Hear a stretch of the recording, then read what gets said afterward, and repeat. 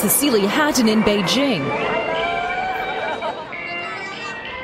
Tiananmen Square.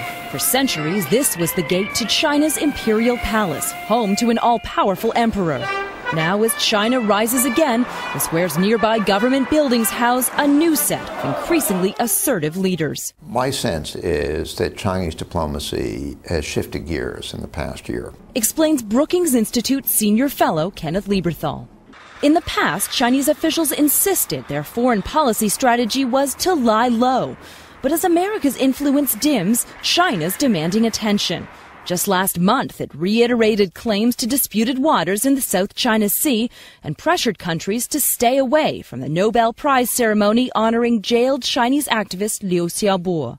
Almost every country in Asia has expressed alarm to the U.S. privately that they are becoming very worried about China. China is throwing its weight around, being more brusque, harder edge, that kind of thing. Washington's been stung by China's assertiveness, too. After President Obama met Tibet's exiled spiritual leader, the Dalai Lama, China scaled back purchases of U.S. treasuries.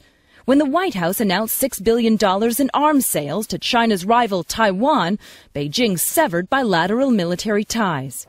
Beijing's message to the outside world is clear, but inside China there's a lively debate about how the government should wield its growing economic, political, and military might.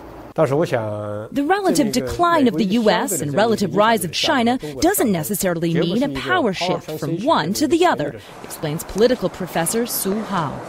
Indeed, many argue China's facing many serious domestic problems, preventing its move from emerging power to superpower. From choking environmental pollution to a rapidly aging population, and 470 million people still living on less than $2 a day. When China wakes, it will shake the world, predicted Napoleon Bonaparte. Country's entrepreneurs awoke decades ago.